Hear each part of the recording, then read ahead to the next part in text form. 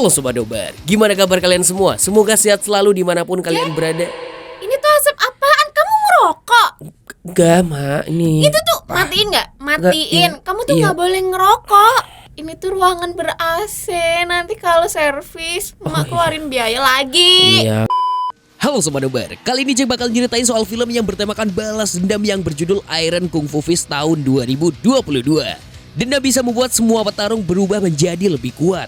Berkisah tentang seorang Shaolin dari negeri hutan bambu yang bertahun-tahun mempelajari kungfu. Tapi akhirnya dia tidak bisa membendung perasaannya untuk kembali melindungi orang-orang yang dia cintai. Tanpa dia sadari, kampung halamannya sendiri sedang diwabah racun yang sangat berbahaya. Tanpa berlama-lama lagi, keratkanlah otot-otot tangan kalian dan mari kita nobar, dan inilah Iron Kung Fu Fist.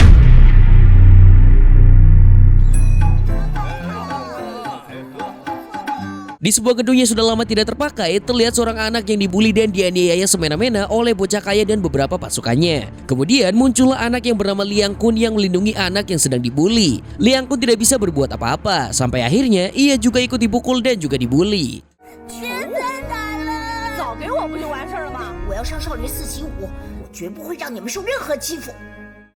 Cerita kemudian dimulai dari salah satu bukit Shaolin di dunia perkungfuan Cina. Hiduplah seorang Shaolin yang dijuluki tangan besi, yaitu Liang Kun. Suatu hari, ia sedang diuji oleh perkumpulan Shaolinnya. Melihat kekuatannya yang hebat, salah satu kakak seperguruannya ingin menantangnya. Selain ingin mencari pujian dari guru besarnya yang sedang memperhatikan, katingnya juga ingin membuli Liang Kun. Tapi tiba-tiba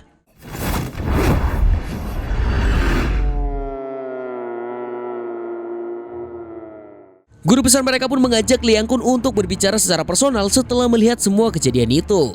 Guru besar mereka menyuruh Liang Kun untuk mencari kediaman hatinya lewat perintahnya. Sang guru besar merasa sudah saatnya Liang Kun untuk menjadi pendekar yang sebenarnya dengan cara melindungi orang-orang yang ia sayangi di kampung halamannya. Di perjalanan pulang ke kampungnya, Liang Kun menolong dua pendekar yang sedang kesusahan. Mereka terluka karena dikeroyok. Dua pendekar tersebut bernama pendekar Ronald dan juga pendekar Wati. Setelah pendekar Ronald dan Wati berterima kasih, Liang Kun menawarkan bantuannya untuk bersama-sama ke tempat tujuan mereka. Tapi pendekar Ronald menolak dikarenakan ia merasa sungkan jika harus merepotkan Liang Kun lebih jauh lagi. Di kampung halaman Liang Kun, ternyata bocah pembuli yang dulu sudah berevolusi menjadi Sultan Ugly yang sedang meresahkan penduduk kota. Ia masih saja mencari masalah dengan Mbak Sri, seorang wanita berparas cantik yang dulu dilindungi oleh Liang Kun semasa mereka kecil.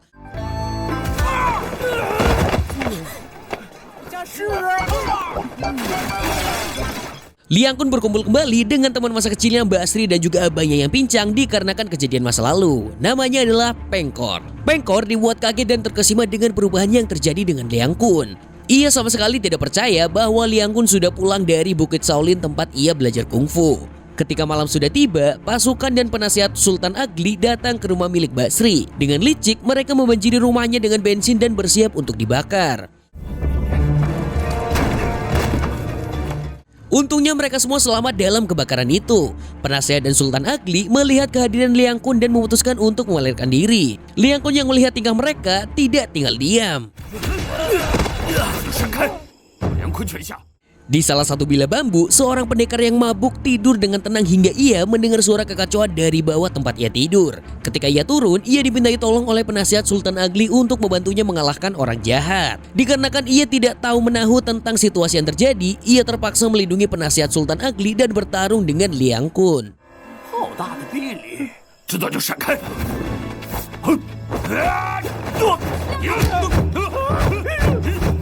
Tiba-tiba pendekar Ronald dan Wati datang untuk memberhentikan pertarungan mereka, memanggil pendekar pemabuk dengan sebutan guru pemabuk. Pertarungannya pun berhenti dikarenakan pendekar Ronald memberitahu bahwa Liang Kun adalah orang yang membantu mereka pada saat diserang oleh musuh ketika dalam perjalanan ke kota. Pendekar pemabuk menjelaskan keadaan kota yang sebenarnya pada Liang Kun dan ia menjelaskan bahwa kota mereka sedang dilanda wabah racun suara yang bisa membuat para pendekar memberontak tidak jelas. Kemudian ia meminta Liang Kun untuk bersama-sama memberantas permasalahan itu. Akan tetapi, Liang Kun menolak dengan alasan ia hanya ingin hidup damai bersama kedua teman masa kecilnya. Keesokan paginya merasa kelakuan Liang Kun sudah sangat meremehkannya, Sultan Agli mendatangi tempat tinggal Basri, Pengkor, dan juga Liang Kun. Sultan Agli membawa puluhan pasukannya. Melihat ancaman yang ada di depannya, Pengkor memutuskan untuk berlutut memohon minta ampun pada Sultan Agli. Tapi Sultan Agli tidak merasa puas. Ia kemudian meminta Liang Kun untuk memohon maaf. Tapi tiba-tiba melihat pasukannya dikalahkan, Sultan Agli memutuskan untuk melarikan diri dan pulang ke tempatnya. Sedangkan Liang Kun berjanji pada Basri dan Pengkor bahwa tidak ada yang bisa menyentuh atau mengganggu mereka berdua lagi. Sesampainya di rumah, Sultan Agli pun merontak seperti bayi yang baru saja dirampas permennya. Ayahnya yang bernama Sultan Samidi datang untuk melihat keadaan anaknya. Di luar dugaan, ayahnya ternyata jauh lebih waras daripada anaknya.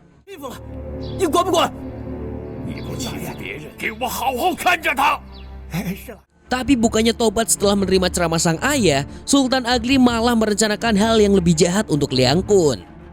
Siang hari di tengah kota, Liang Kun sedang berjalan-jalan dengan Basri mengenang masa kecil mereka. Basri yang sebenarnya senang dengan aksesoris-aksesoris yang dijual di pasar, ia sangat ingin membeli satu jepit rambut yang ia suka, tapi tidak dibeli karena ia tidak punya uang. Padahal sudah diberi diskon oleh penjualnya. Liang Kun yang melihat itu menjadi terinspirasi untuk mendapatkan uang lebih agar dapat membelikan Basri apapun yang dia mau. Mereka berdua kemudian melihat pembagian bubur gratis oleh Sultan Samidi. Ternyata di balik anaknya yang brengsek dan meresahkan, Sultan Samidi adalah seorang ayah dan sultan yang baik hati. Ia suka membagikan bubur gratis pada rakyat-rakyat yang membutuhkan.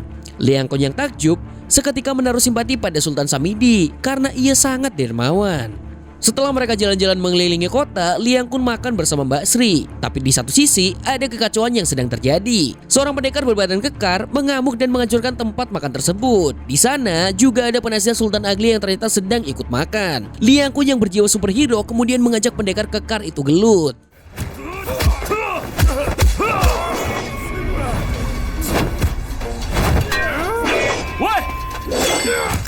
Pertarungan itu pun berakhir dikarenakan pertolongan guru pemabuk yang datang untuk membantu Liang Kun. Guru pemabuk melemparkan botolnya ke kepala pendekar kekar dan seketika membuatnya pingsan. Guru pemabuk kemudian mengatakan bahwa ini adalah tanda-tanda wabah yang selama ini dia lawan. Wabah yang membuat para pendekar menjadi memberontak tidak jelas. Liang Kun mulai tertarik karena ia sendiri pun akhirnya mulai merasa risih dengan wabah ini. Tapi setelah itu penasihat Sultan Agli datang untuk memberitahu Basri dan juga Liang Kun tentang sesuatu.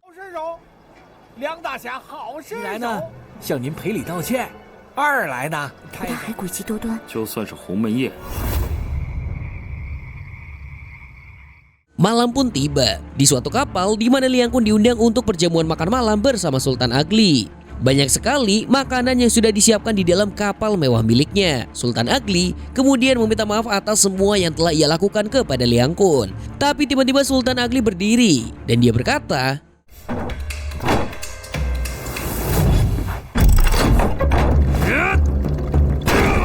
lagi-lagi Sultan kita menipu dan berniat menjebak Liang Kun agar dia bisa celaka. Ternyata di dalam kapal sudah diletakkan racun asap yang dapat membunuh Liang Kun agar dia mendekam mati di dalam kapalnya.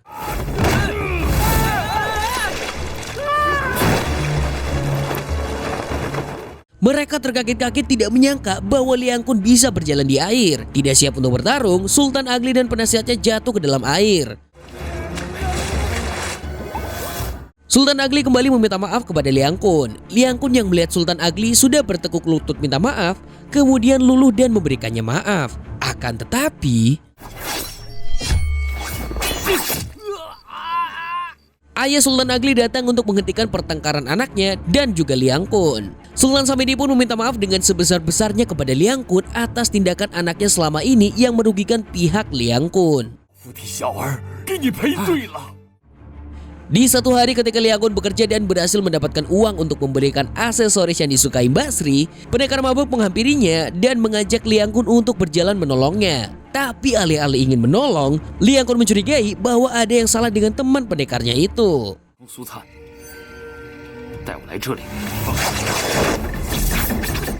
Ternyata Liang Kun dijebak oleh dua pembunuh bayaran yang disewa oleh seseorang yang ingin dia mati. Tapi dengan mudah ia dapat mengalahkan dua pembunuh bayaran itu.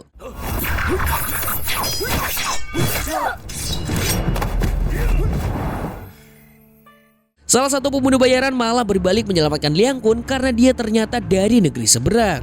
Sebagai seorang samurai dari Jepang yang bermartabat, ia tidak bisa melihat temannya yang bertarung secara licik karena ia menjunjung tinggi rasa norma dan pertarungan yang adil.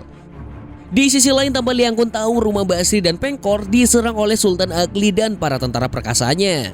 Pengkor yang baru saja menyelesaikan pekerjaannya di luar dengan tenang masuk ke rumahnya sampai ia melihat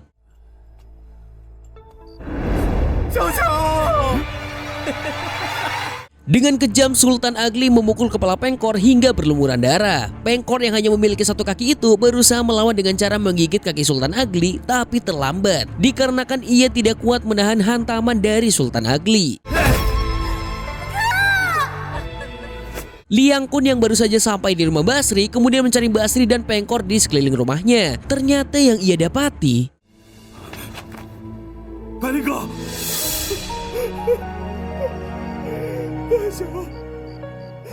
Liang Kun menguburkan kedua jasad sahabat masa kecilnya dan ia menaruh aksesoris yang harusnya diberikan kepada Basri tepat di atas makamnya. Lalu berkabung sambil mengingat kebaikan dan kenangan yang mereka berikan padanya. Ia kemudian mengepalkan tangannya dan ingin membalaskan dendam kepada satu-satunya orang yang ia tahu bisa melakukan hal sekeji dan sememuakan ini. Tidak lain dan tidak bukan adalah Sultan Agli.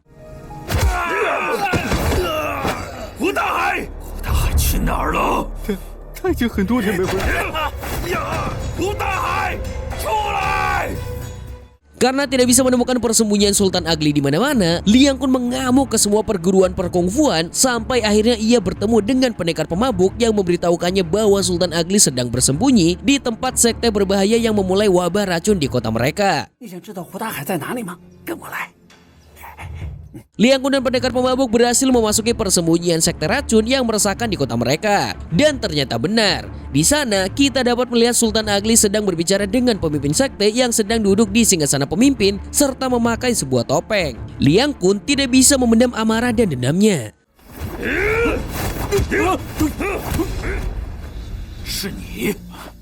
Setelah mengetahui identitas pemimpin sekte racun ternyata adalah orang yang ia kagumi, Liang Kun kemudian kembali bertarung dengan Sultan Samidi.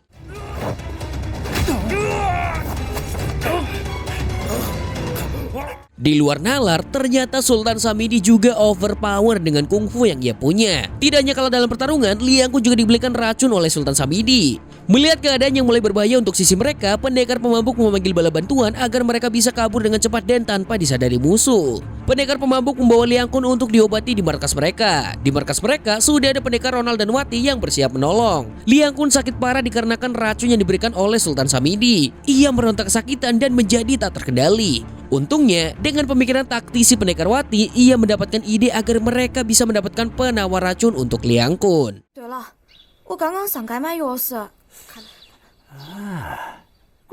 Mereka memancing dan menjebak Sultan Agli dikarenakan mereka tahu Sultan Agli sangat bodoh dan sembrono. Ia kemudian masuk dengan mudah ke jebakan yang mereka siapkan. Ketika Sultan Agli sudah masuk ke dalam rumah, tiba-tiba Liang Kun bangun dari sakitnya dan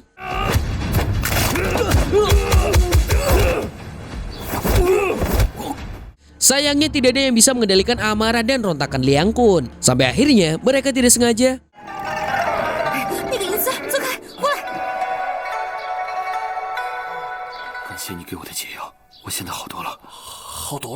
Liang Kun berpikir lebih dalam tentang ilmu kungfunya yang ia punya, dibantu dengan pendekar Ronald dan Wati. Ia berlatih diiringi musik agar ia bisa menguasai apa yang menjadi kelemahan sekte pemimpin racun, yaitu musik.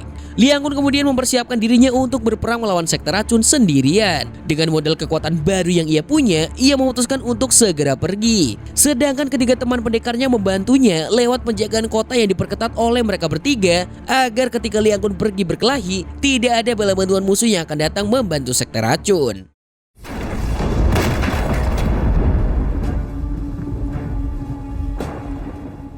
Tanpa banyak basa-basi, adu gelut pun terjadi di antara Liang Kun dan juga sekte racun. Liang Kun yang mengetahui mereka lemah terhadap suara, memakai gelang yang bisa membuat gemercik dari bunyi agar pertahanan para pasukan sekte racun melemah.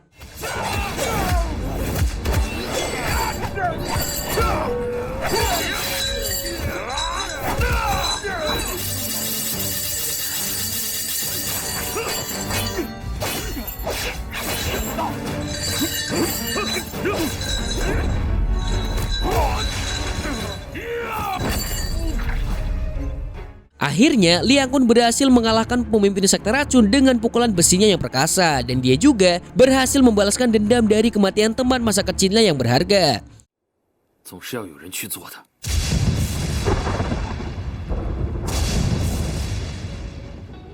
Dan pesan yang bisa kita ambil dari film ini tuh, sebagai manusia yang punya kekuasaan atau privilege lebih, jangan semena-mena menindas orang yang lebih kecil daripada kita. Karena kita tuh nggak tahu di luar sana tuh ada orang-orang yang bisa berniat pengen membalaskan dendamnya ke orang-orang yang meresahkan. Segitu dulu buat kali ini. Jack mewakili para petarung tangguh di dunia perjombloan mengucapkan sampai jumpa di video selanjutnya dan kamsia.